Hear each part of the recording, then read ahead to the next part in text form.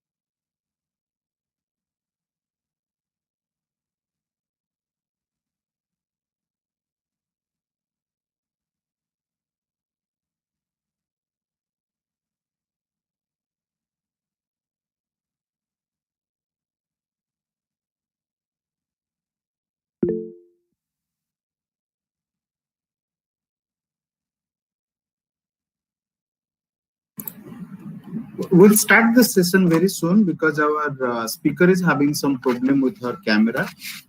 So once she fixes it, we'll start the session. Please be with us.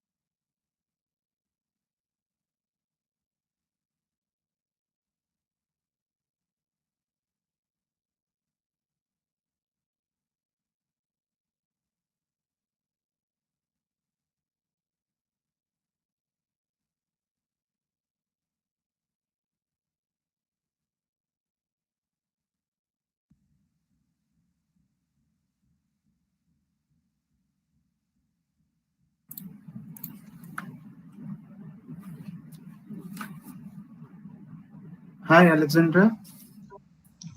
Hi, Pratap. Am I audible? Hi. Uh, Am I audible? Yeah, yes. Yes. So yes, now are you are you seeing visible to me? us.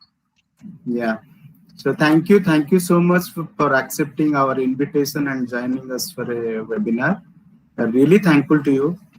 So first of all, I should introduce you to my audience, to your so participant, our last speaker of the day after the tea session. is Professor Alexandra Paulo. She graduated in pharmaceutical science from University of Lisbon, obtained her PhD from King's College London, and since 1998, she has a position of assistant professor at Faculty of Pharmacy, University of Lisbon, then got to the tenure in 2003, and in 2014, she received the professor habilitation title in medicinal chemistry by the same university, University of Lisbon. She is an independent researcher since 1998, and her research interests have evolved throughout the years, but being always focused in the discovery of novel chemical tools and drug-lead molecules to translate into innovative therapies. Excuse me. Overall, she has been invited as speaker for several scientific meetings and has co-authored over 60 publications. She has secured more than 6,000 euro research grant as PI or co-PI. She has successfully supervised, co-supervised more than 15 PhD candidates, MSc and Erasmus students. She has worked as a referee for several international funding agencies. She is a member of editorial board member of Scientific Report and reviewer editorial board of Frontiers in Chemistry. She has worked as a reviewer for many scientific journals. She has organized several scientific meetings, collaborated with national authorities for the preparation of legislation on health products based on plants, and was also involved in the creation of a national scientific society. Her research work has been focused on the discovery of novel chemical scaffolds, either from natural sources or by rational design of new molecules for the treatment of malaria, diabetes, and specifically for cancer. Her recent research focus is on the G4 DNA for anti-cancer therapies. So I welcome you, Dr. Paulo, and the forum is all yours, so you can start your presentation. Thank you, Pratap. I must confess, first of all, thank you very much for the invitation. I must confess that I've never used this Google meeting, so I'm not sure what I have to do. But maybe first open the, are you seeing? No. Yes, you can open your PowerPoint presentation in a different window. Yep. Then you see in the Google Meet, there is a key, presenter. Present now. Okay, you click that and select the option a window. Is here. Sorry, I have to put this in the beginning.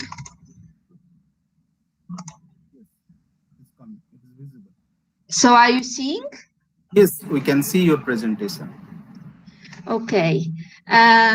So thank you very much for the invitation. I will show you our recent work in design of small molecules to target quadruplex nucleic acid structures. So I will start with a brief introduction to the target and particularly what are G quadruplexes and their medicinal relevance, and also major challenges and also advantages in targeting these nucleic acid structures. And then I will present you our work in design of these molecules. So first of all, you all are aware that the DNA forms tertiary structures.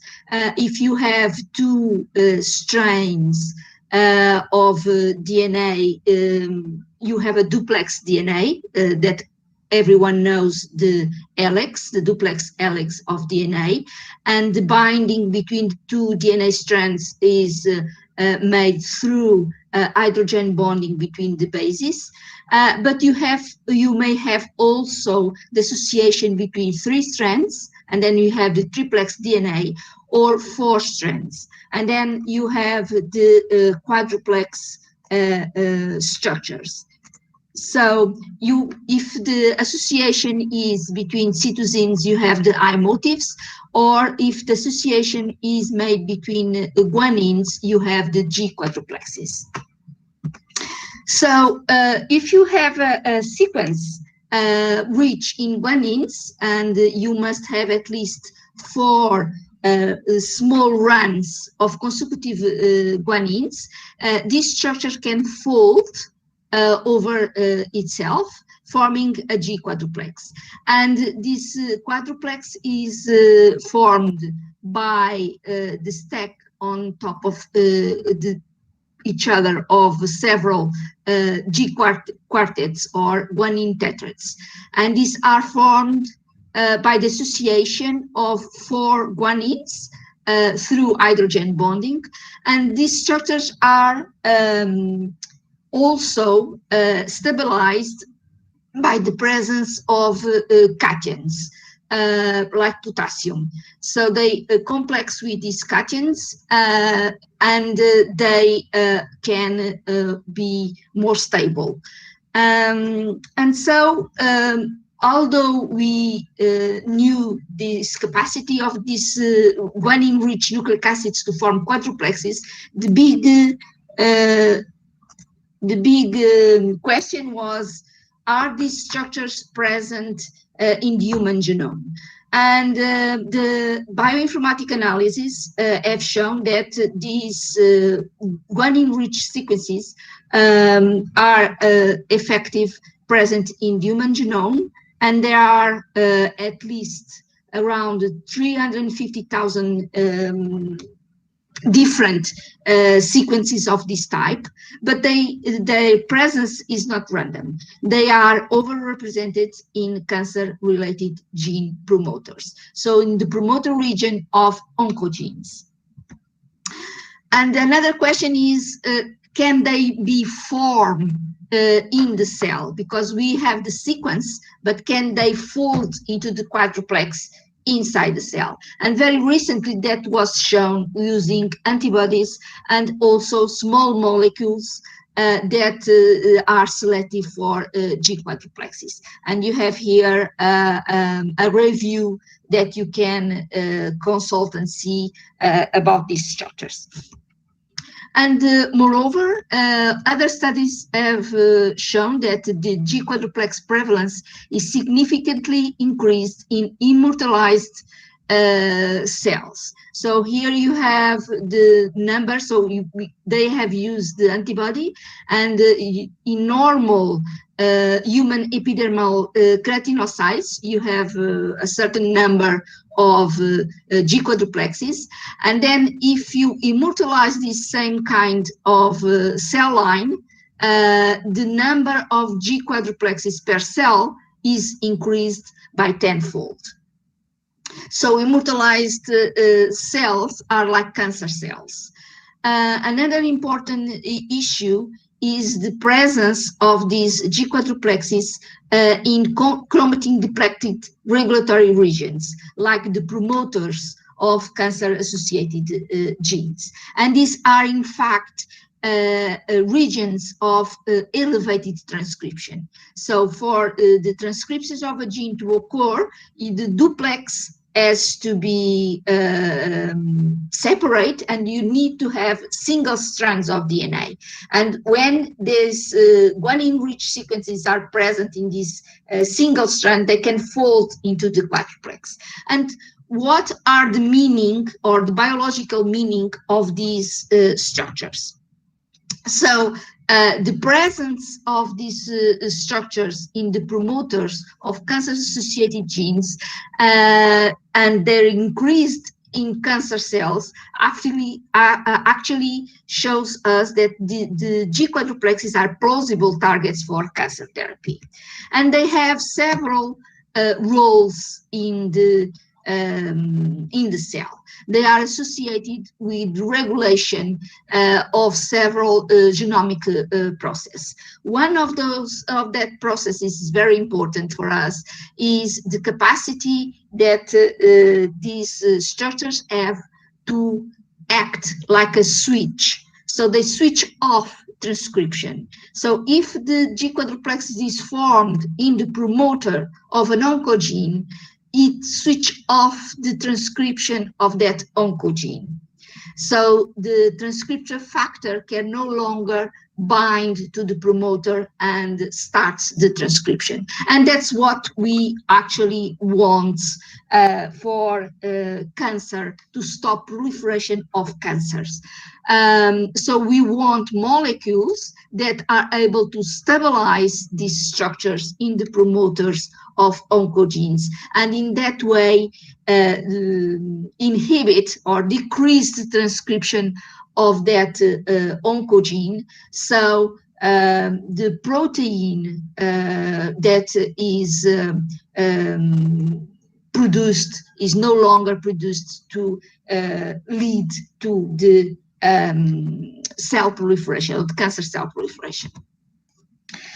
So we have our target, but one important thing is that the targets must be different, and they must have a structural difference. And when I show you that the quadruplexes are formed by association of 4 guanines, you may think, okay, they are all the same. No, they are not, because depending on the orientation of the strand when they fold, for instance, here in the parallel conformation, you have the strand going from 5' to 3, and then go up again and then down, and goes up and down. So all the strands goes in the same direction. But if you have anti-parallel, sometimes you have one strand goes in one direction and other goes in another, and you can have also hybrid. So you have different conformations, different loops in different positions, and even the access of the to the G quartet is different. In some cases is more difficult. But then, and even among parallel G quadruplexes, you can have morphological diversity. For instance, in these G quadruplexes, quadruplex that is present in the promoter region of Sekit, you see that they, when it folds, it forms a very deep cleft. And here you have another parallel G quadruplex present in this case in the promoter region of KRAS, and is completely different in the morphology. And also you have in the loops, you have different sequences, different bases to target. So all of this suggests that G quadruplex can be selectively targeted with small molecules. So our goal was to target the gene promoters, the oncogene promoters. And there are several advantages in targeting the gene instead, for instance, to the protein encoded by that gene. And one of those advantages is the fact that in theory, because we have fewer copies of the target, in theory, we need a low concentration of inhibitor compared to the concentration we would need to target the protein encoded by that gene.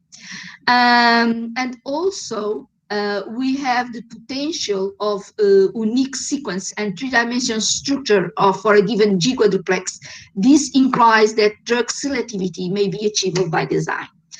Another important issue is the number of relevant oncogenes that actually encoded for kinesis, like KIT and KRAS.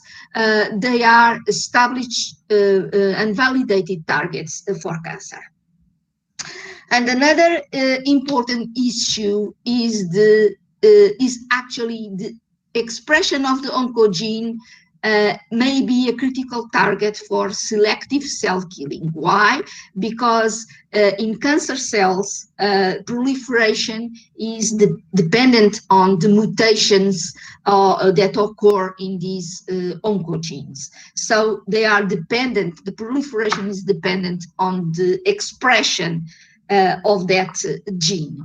So actually, by targeting the oncogene, or by targeting the protein, but you have advantages in targeting upstream, So this is maybe critical, and this is maybe more selective to kill cancer cells compared to normal cells.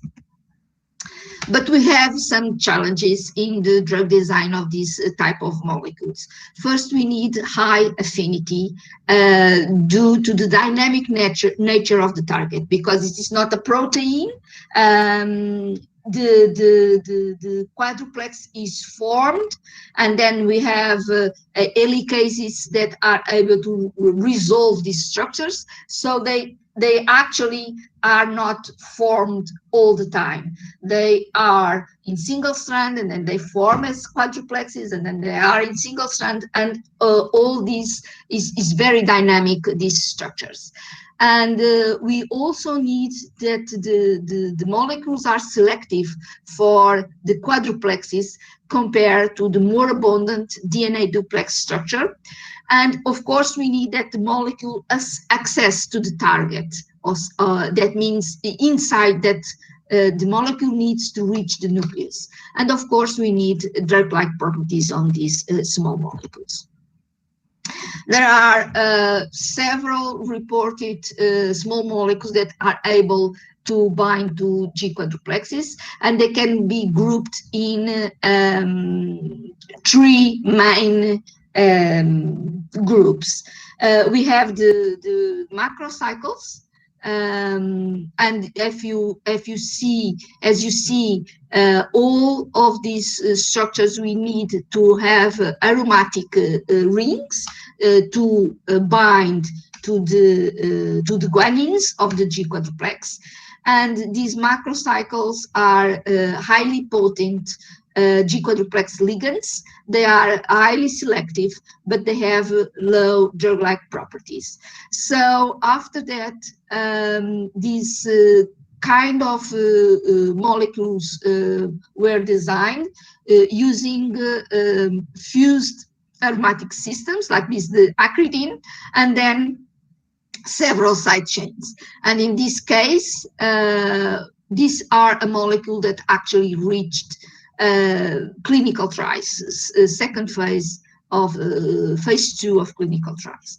And these compounds are also very good and potent G quadruplex binders. They are selective for G quadruplexes, and they have more drug-like properties. But then they another approach is the design of more flexible molecules, having this V shape, not only to target the top of the quadruplex for the G quartet, but also to target the grooves. And when you have these more flexible molecules, the binding to the G quadruplex decreases a little bit, because the number of interactions is reduced if you are targeting the grooves, but the selectivity could be increased. For instance, if we want to target different G quadruplexes, and of course, because they are small molecules, they have much drug-like properties. So our approach to this project was to design compounds to target different regions of the G quadruplex structure, and study their affinity to the target in vitro, the selectivity also in vitro, the mode of binding, and also the efficacy in cancer cell lines. And we developed and explored 2 types of ligands. The first one I will show you belong to the fused aromatic structure or group, and then I will show you a more recent project where we developed more flexible structures. Another important issue that we are investigating is what are actually the chemical requirements for a small molecule to accumulate in the nucleus. So first of all, we started this project by designing indolokine links. These indole-quinolines are actually from they are natural products, but we synthesize, as you are going to see, we synthesize these old scaffolds. So we have here in the indole-quinoline, we have a planar aromatic structure to bind through PP interactions with the guanines in the top of the G quartet, top or bottom. And then in this case here, you have one side chain, and at the end you have an amine group. These amine groups in physiological pH will be protonated, and then we have a positive charge. And this positive charge can establish hydrogen bonding or electronic or ionic interactions with the phosphate backbone of the quadruplex. And then so we study what is the difference on binding, having 1, 2, or 3 basic side chains in different positions. And these are the 4 positions that we have studied and introduced basic side chains. And the first family is these indole-3,2B quinolines, and this is the main schematic synthetic strategy to achieve the 3 alkyl amine derivatives. And first of all, we synthesize this indole-quinolone building block. In the case of having 3 side chains, we need to have here a carboxylic acid.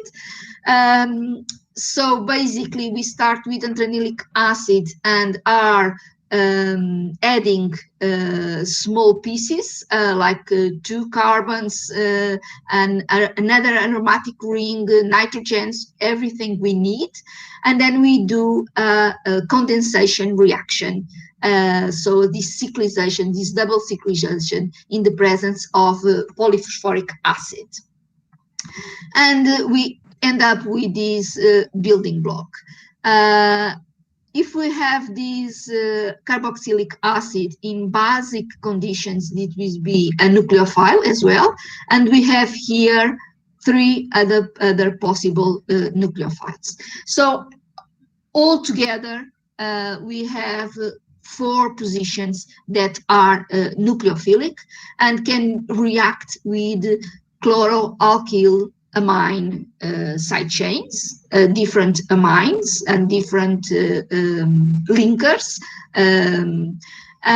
So in basic conditions, we actually end up with always 2 isomers, because in the case of this quinolone, we have the nitrogen. When the nitrogen acts as a nucleophile, the oxygen cannot act as a nucleophile. So this actually can switch from one position to other. So we get always 2 isomers.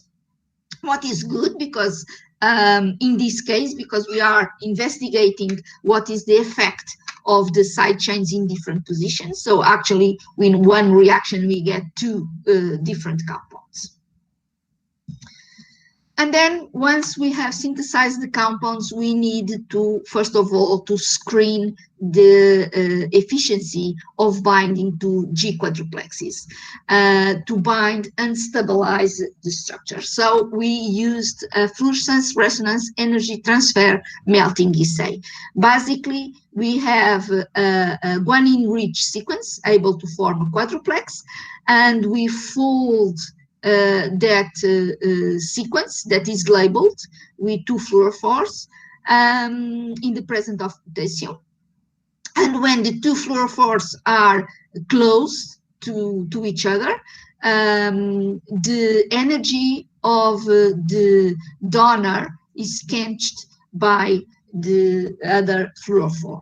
When we increase the temperature, so in this, when we have the quadruplex formed, we don't have fluorescence. We don't read fluorescence because we are reading fluorescein emission Okay, so this blue target, this blue fluorophore.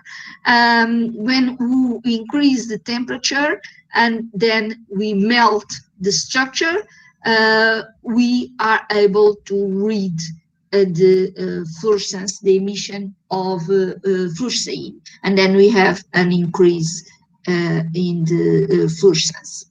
So the melting temperature of the quadruplex without the ligand, we read that temperature, and then we make several assays with the quadruplex in the presence of different ligands or different concentrations of the ligand. So this increase in the melting temperature of the quadruplex means that we have some ligand that binds to the quadruplex and holds the structure, so stabilize the structure.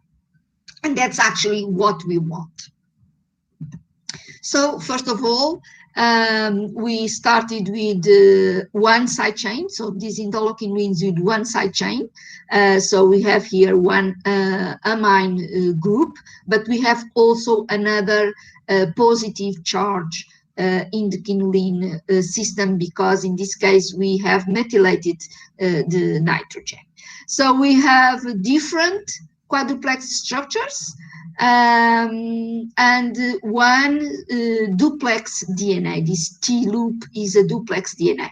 And what we see is that this compound is very potent in increasing the temperature, binding and stabilizing the G quadruplex, but we don't see any selectivity for G quadruplexes compared with the T loop.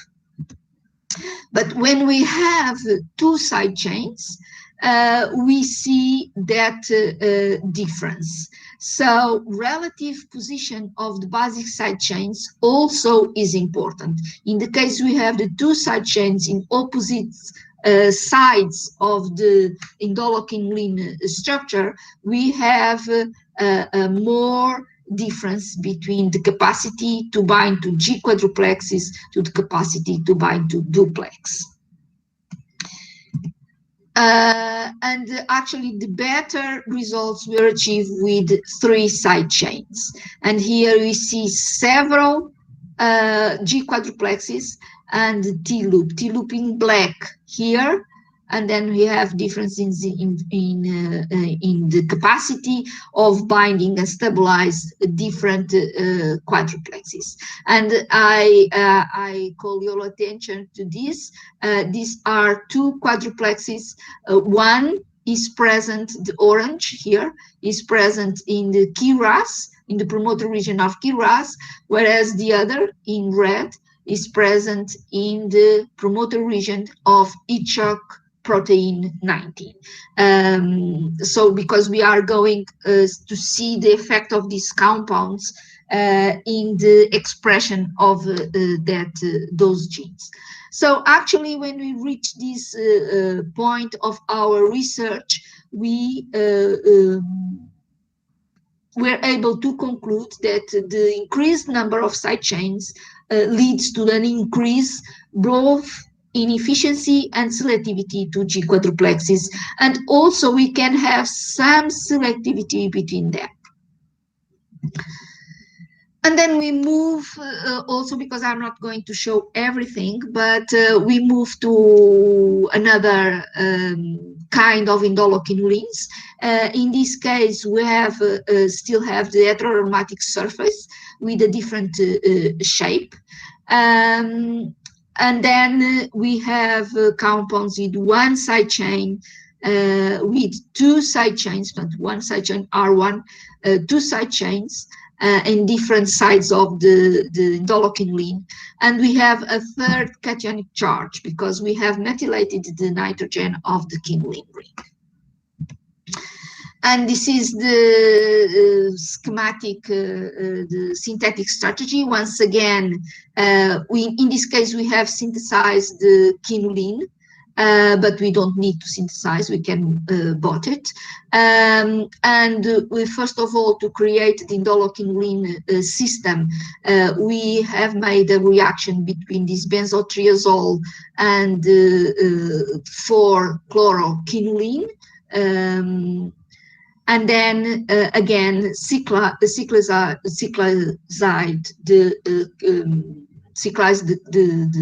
the compound in presence of polyphosphoric acid.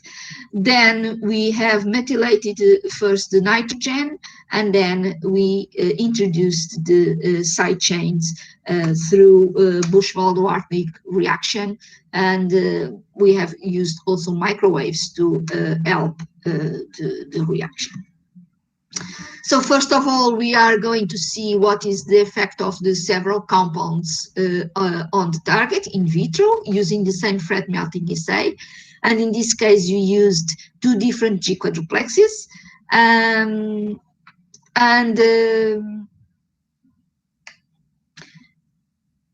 You can see here the quadruplex in the promoter of KRAS as a parallel structure, and in the quadruplex is present in telomeres of human telomeres of all chromosomes, have a different structure in the conditions of this assay, of course, because if you change the concentration of potassium and other ions, you may have different conformations. So what you see, and another important thing is that we have used to compare the efficiency of our compounds, we have used another G quadruplex ligand, and this is a macrocycle quadruplex. And what we see is that our compounds are potent G quadruplex stabilizers, in particularly the ones with 2 side chains. And moreover, they are more selective than the standard, the G quadruplex standard, because here in blue you have the T loop.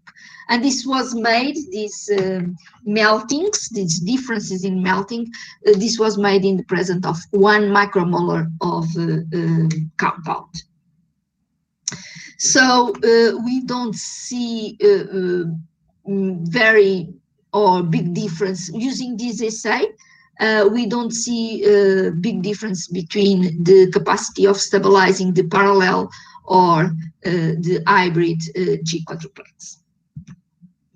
We also have characterized the binding, not only to the hybrid telomere quadruplexity, but also to the KRAS, the parallel structure.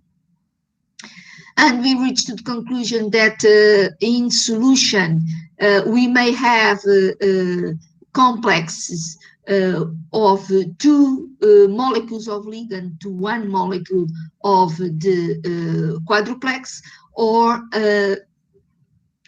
1-to-1 stoichiometry.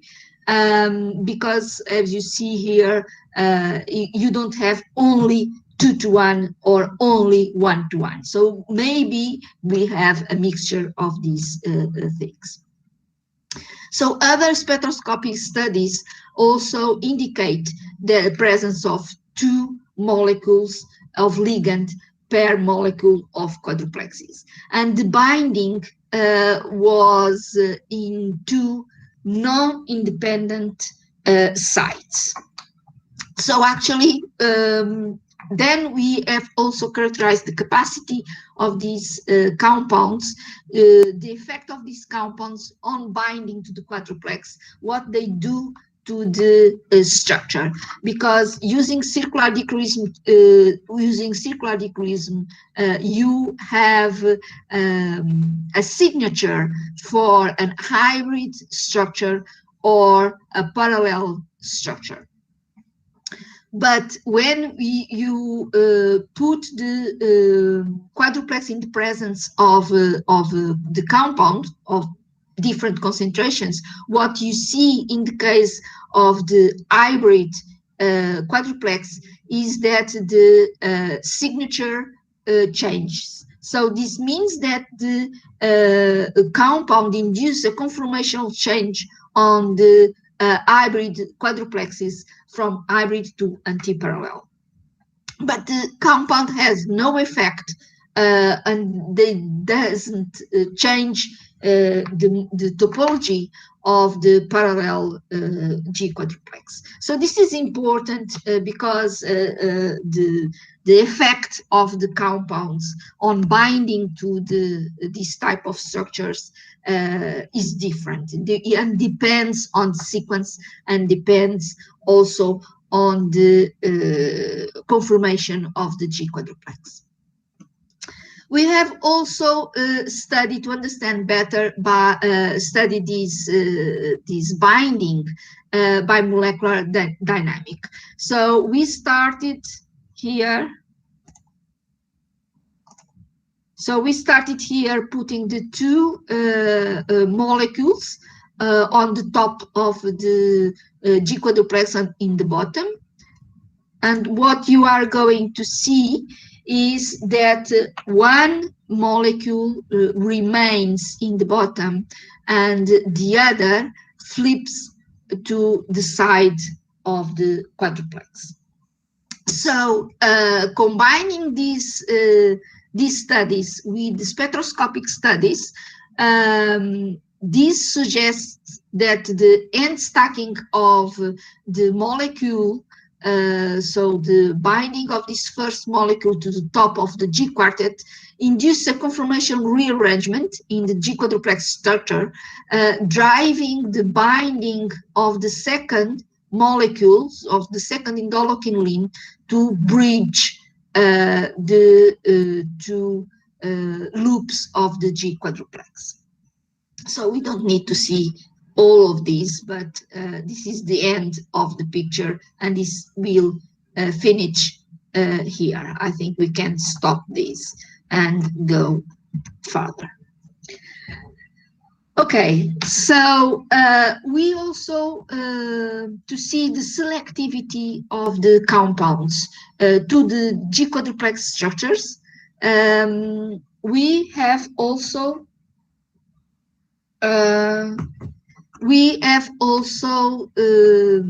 study and make a competition essay using the same fluorescence resonance energy transfer competition.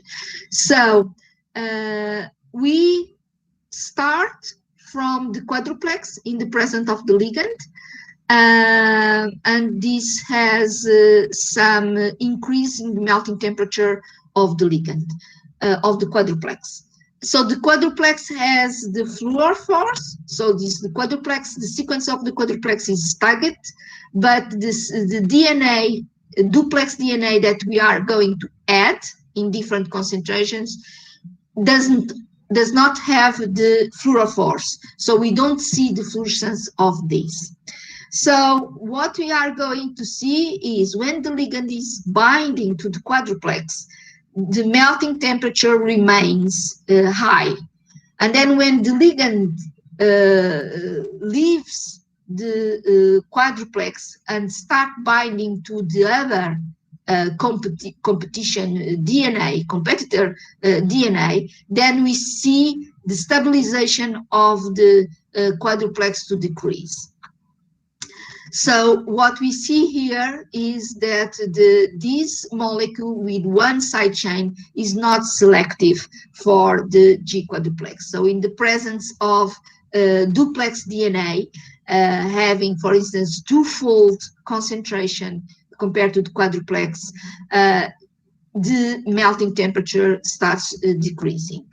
And also here with the telomere quadruplex in the presence of duplex DNA, and also when we challenge the binding of the ligand to KRAS with another quadruplex. But in the case of this molecule with two side chains, what we saw was a selectivity of the compound to KRAS, so to the parallel structure of quadruplex. here the parallel structure was challenged with the duplex DNA, and here with an hybrid quadruplex, so the orange. And so we only have a decrease in the melting temperature when we have more than 100-fold more concentration of the duplex, so 100 times more concentrate. So these compounds can be selectivity not only for G quadruplexes, but also between them. And I want to show you this in green, because in black, in orange, we started with the parallel structure of the quadruplex, and the challenge with the hybrid structure of the another quadruplex. But I thought, okay, but this maybe is because we started with the ligand already bound to the parallel structure. So let's do it on the other way. So we started with the ligand bound to the hybrid and challenged with increasing concentrations of the parallel quadruplex, and we see a much more quicker decrease on melting temperature of the hybrid quadruplex. So it actually confirms that the ligand is or prefers to be bound to the parallel structure. So then another important question is the effect on cancer cells. So I'm sorry, are you seeing everything? Okay, so because I don't. Okay, I will continue. Yes, you can make it. Okay, so then we want to see the effect of compounds on cancer cells. We have several cancer cells, and we have here 2 non-malignant cell lines. So HEC293T cell line is non-malignant, although it is a transformed cell line, and these lung fibroblasts. And we have tested compounds with 1 side chain and with 2 side chains. And I show you your attention to these 3E and 3D derivatives. And we have also used the other G quadruplex ligand, the macrocycle, and a regular anti-cancer drug, 5-fluorouracil, that is used to treat colon cancers. So what we see here is a very good activity in low micromolar concentrations, and of course you at the same range of the anti-cancer drug.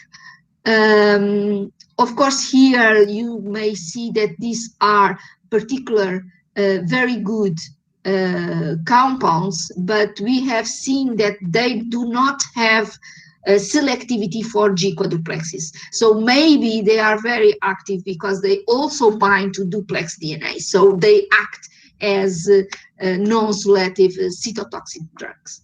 The other important issue is that we noticed that the compounds were more active to these cancer cell lines, and these are that are here in these squares or these rectangulars. So these are cell lines in which the proliferation is dependent on KRAS. So it's dependent on a mutated KRAS. So this was very, very interesting to see that the compounds were 5 to 10-fold more active against KRAS-dependent cancer cell lines than against other cancer cell lines or even against normal cell lines. Then our goal was to inhibit inhibited the expression of KRAS. So we want to see that, and for that, so the capacity of compound to bind the promoter and inhibit the activity of the promoter. So we have used the luciferase assay, so in which we have transfected the cells with a luciferase gene, in which the promoter is the KRAS promoter. So the expression of luciferase is dependent on the activity of the promoter, the wild type promoter of KRAS. And we have used again to compare our compounds to another G-quadruplex ligand, and what we saw is effective a decrease in KRAS promoter activity. And another important issue, you have made all these assays in cancer cell lines to see what is actually the effect of compounds on oncogene expression using the IC50 concentrations. So the concentration of 2D is different from the concentration of 3D and from the concentration of 3E. So actually they are equipotent. At these concentrations, they are able to decrease in 50% the proliferation of the cells, because we don't want to use a very high concentration because we kill all cells, and we don't want to kill completely the cells, and we don't want to use a very low concentration, otherwise we don't see. So we are investigating at IC50 concentrations what compounds actually do. So we were able to show that actually the compounds can reduce the activity of KRAS promoter by using this luciferase reporter assay. And then, of course, we want to see what is the expression of KRAS. And we studied the expression of the messenger RNA and also the expression of protein, the KRAS protein, and in two different colon cancer cell lines, the HCT116 and the SW6220. So this is a metastatic cancer cell line in which in both cases the KRAS is mutated, but this is a much more complex cancer cell line. But we are able to show that in both cancer cell lines, compounds reduced not only the levels of the RNA, but also the levels of the protein. Another important issue is, are the compounds targeting only the promoter or the quadruplex that is present in promoter of KRAS, or can the compounds target also other quadruplexes? So we actually studied the expression of KRAS and also of ECHOC protein 90, in which we have shown that the compounds were able to bind also to the quadruplex in vitro. So what happens in cancer cell lines? These are two cancer cell lines, and what happens in non-malignant cancer cell lines? And what we see is that, for instance, in cancer cell lines, in colon cancer cell lines, that in which proliferation is dependent on KRAS, the effect on the expression of KRAS is much higher than the effect on the expression of ECHOC protein. And also, again, we are using IC50 concentrations. And here we have 5-fluorouracil again. And if you notice, in case of the regular anti-cancer drug, the 5-fluorouracil, the effect is the same in both, in the expression of both proteins, but not in the case of the G quadruplex ligands, and it happens also here in this case. But if you go to the non-malignant cancer cell line, the effect of G quadruplex ligands is more or less the same in both proteins. So what this means? This means that KRAS expression is a critical target in the case of colon cancer cells. So it really doesn't matter if in vitro the compounds are able to selectively target the G quadruplexes. Because in a given cancer cell line, what is important and what is going to be more influenced and what is being more active and significant is the that target. We have to choose the target. We have also studied other effects, like, for instance, what is the how these compounds induce cell death. And we, using a flow cytometry assay, we have noticed that our compounds induce cell death by apoptosis. In the cases of KRAS-dependent cancer cell lines, particularly here in this HCT116 cancer cell line. So this is the result. So the white bars are viable cells, the gray bars are apoptotic cells, and the black bars are dead cells. So we see that compounds induce actually apoptosis more than 5-fluorouracil, and not so much, and they have not such a big effect in non-malignant cells.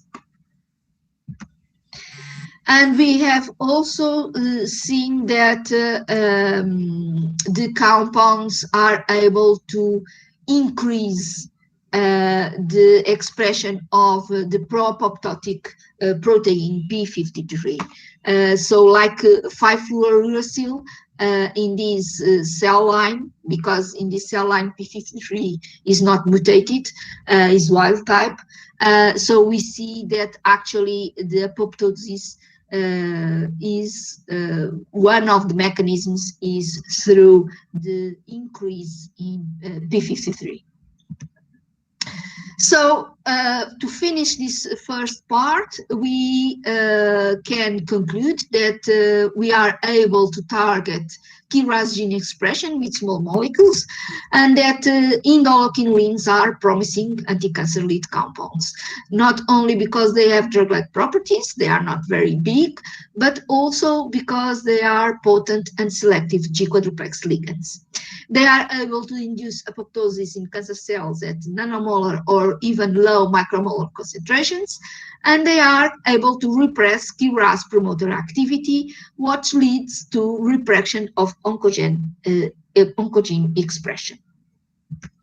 So in a more recent work, we have designed these flexible kinolin derivatives. Our goal was to target the grooves. So we have here a V-shape. We have V-shape molecules with this central 1,3-D-triazolyl benzene structure, and then we have two side chains with kinolin rings, and some kinolin directly linked to the triazole, and others with a small side chain. So first of all, we studied the binding and stabilization of 3 quadruplexes, one hybrid in the telomeres, the parallel presenting promoter of KRAS, and also the parallel present in MYC, in c-MYC, in promoter of c-MYC gene, and then again the duplex T-loop.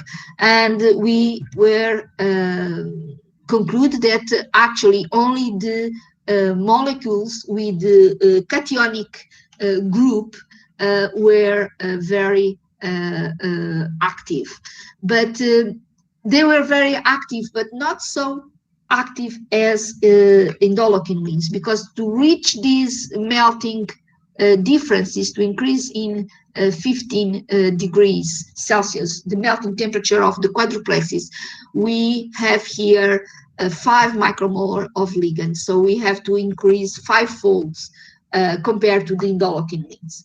And in this light gray, we have the T-loop. So they are more selective, apparently more selective to the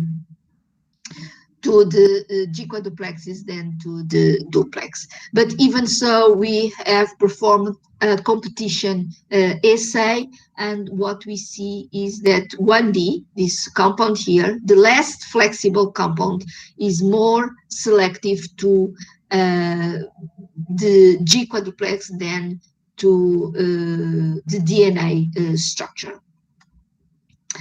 We have also done some preliminary studies, molecular modeling studies, and actually we could see that it is plausible that the compounds bind to the grooves of the G quadruplex as we intended to.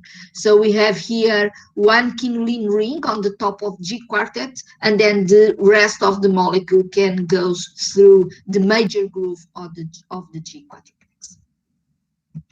We have also performed another assay.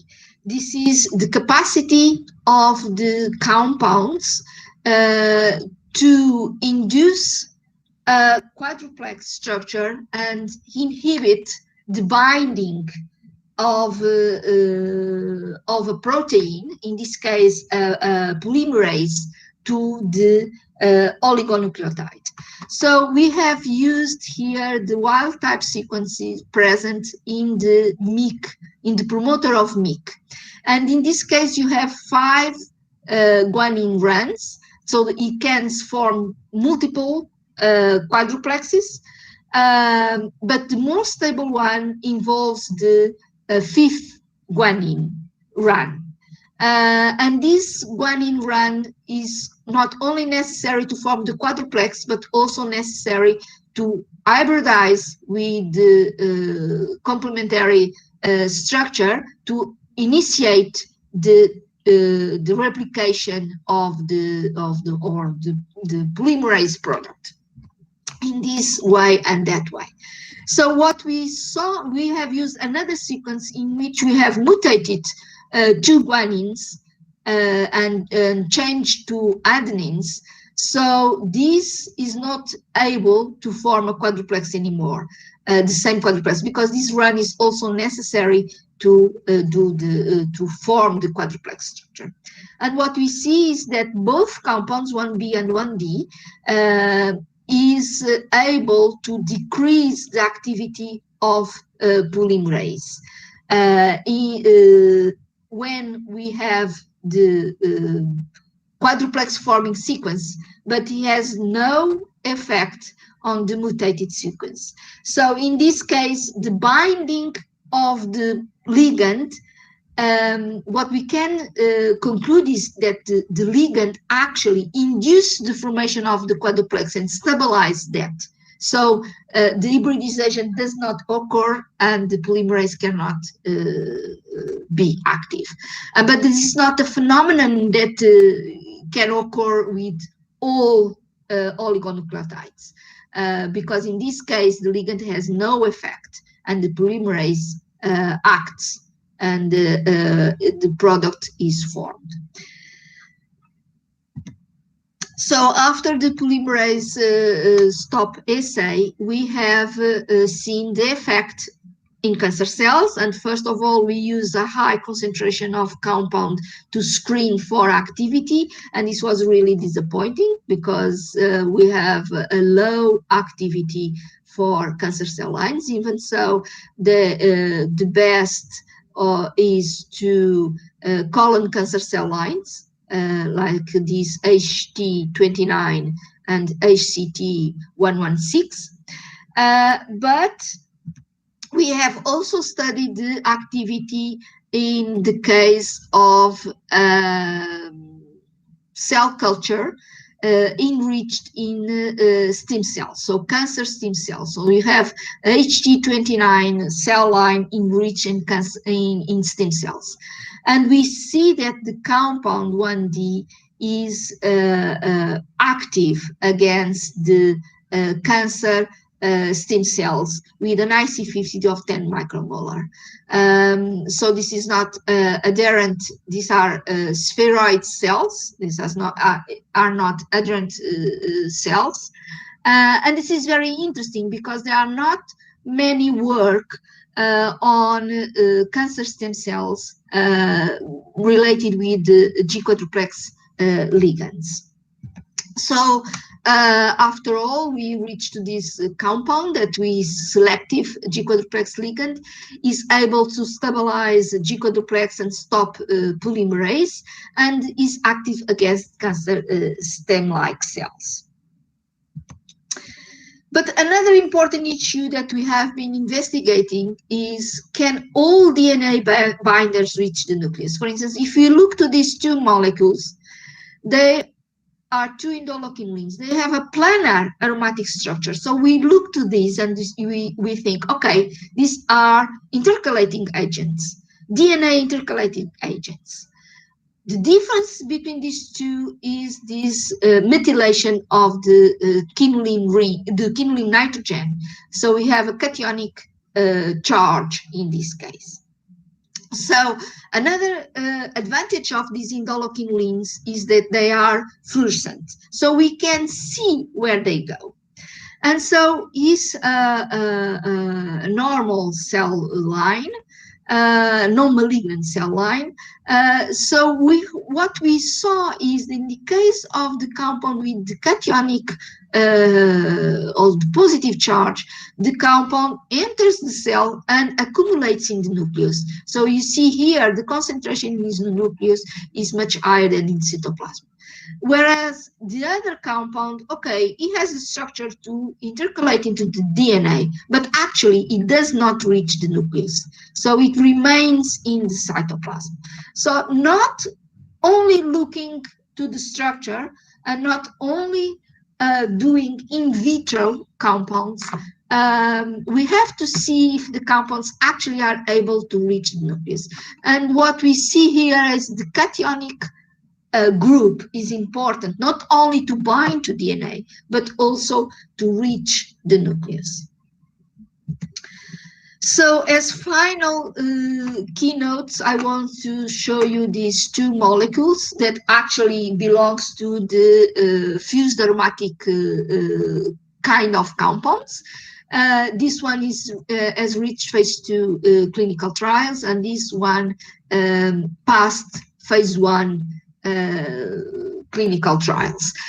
So you see here 4 fused rings and 2 side chains. In one side chain, you need to have a cationic or an ionizable group, like an amine, to be positive in the case of at physiological pH. So I have to show you that these are the group. Many of the indoloquinolin work was done by my former postdoc, João Lavrado. I have my colleagues that helped me with the essays, and many students. I also, the PCR stop assay was done in collaboration with my colleague from the host pathogen interaction group, and we are all in Faculty of Pharmacy. It's our research institute, And we all the cell line, all the studies done in cell lines were done by also in Faculty of Pharmacy. I collaborate in this project. I collaborate with Stephen Idle in the School of Pharmacy in London. And also my colleague Danielle is supervising the molecular modeling studies, and all the fluorescence studies inside cells was done in Lisbon, also at Instituto Superior Técnico with in collaboration with my colleague Ermelinda Massalas. And I leave you with these nice pictures of my faculty, of my school, Faculty of Pharmacy, and some pictures of Lisbon, which is a very pleasant and nice city. So thank you. I have finished. Thank you. Thank you. Thank you so much for a nice presentation on G quadruplex ligands. So we'll take few quick questions. I can see one question is there. It is there any development of G quadruplex for cytotoxic drugs in chemotherapy? So there is a question. G quadruplex was it?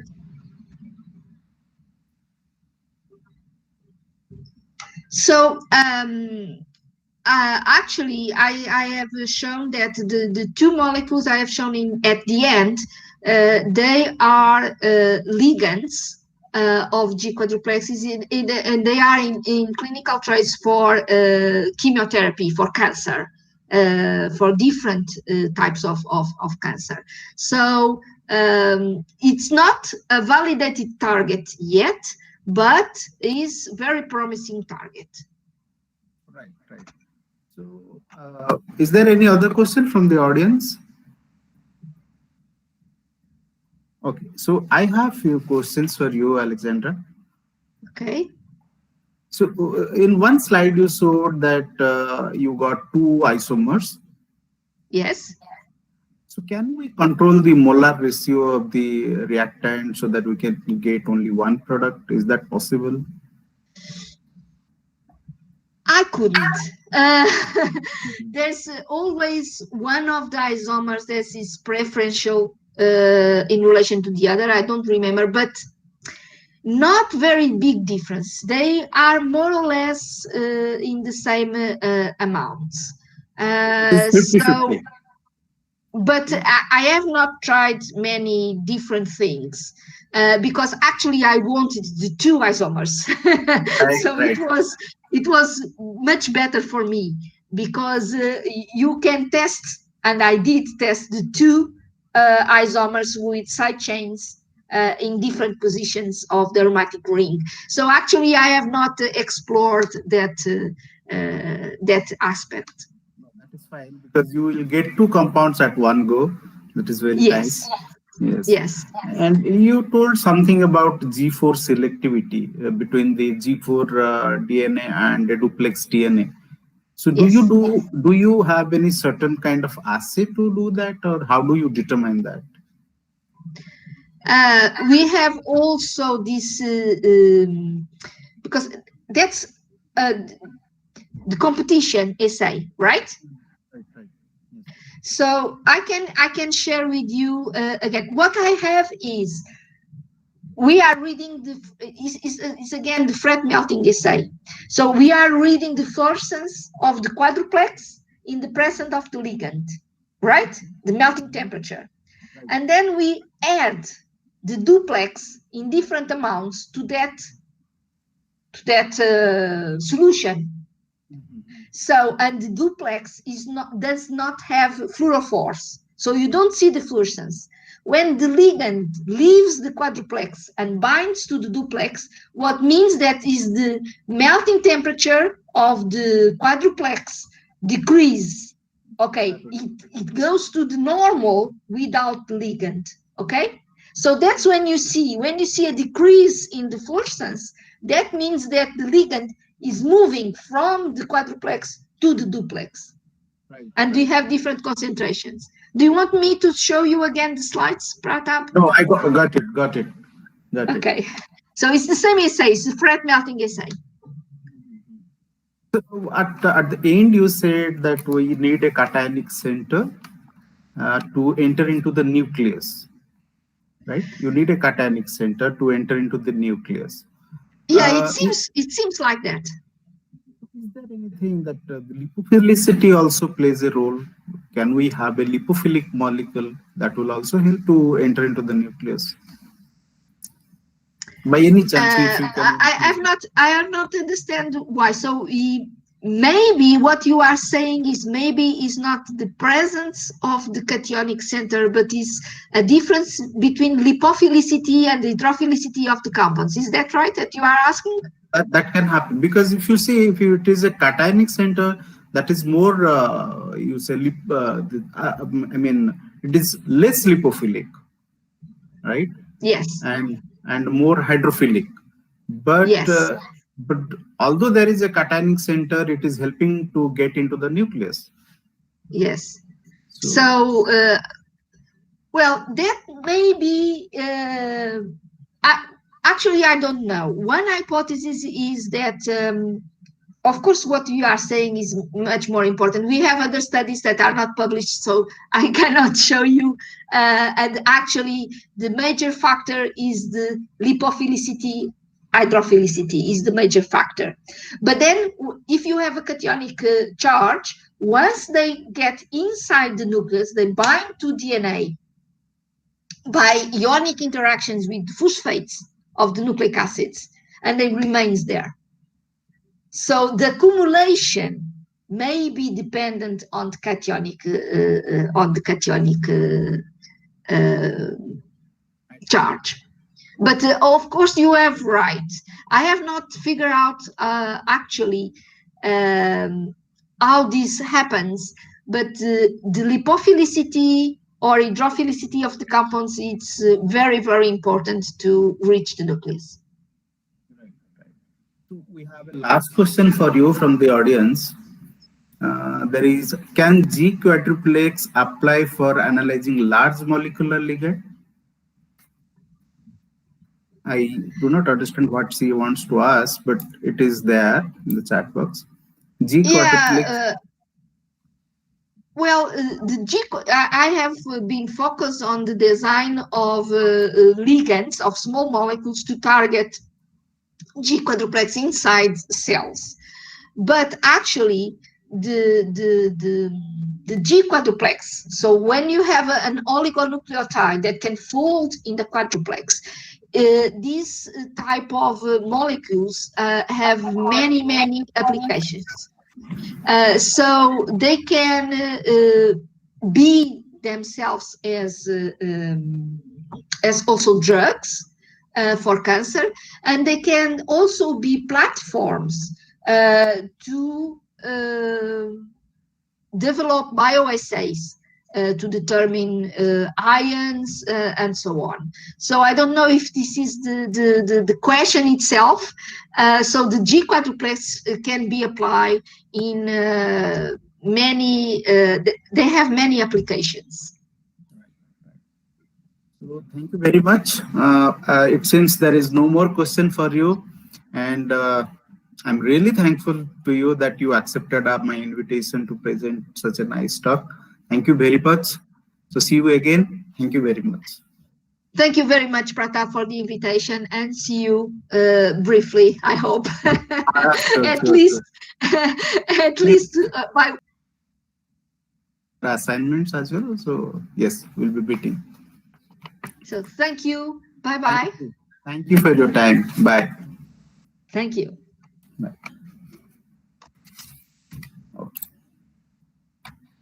So with this, we conclude the 2-day webinar. Thank you very much.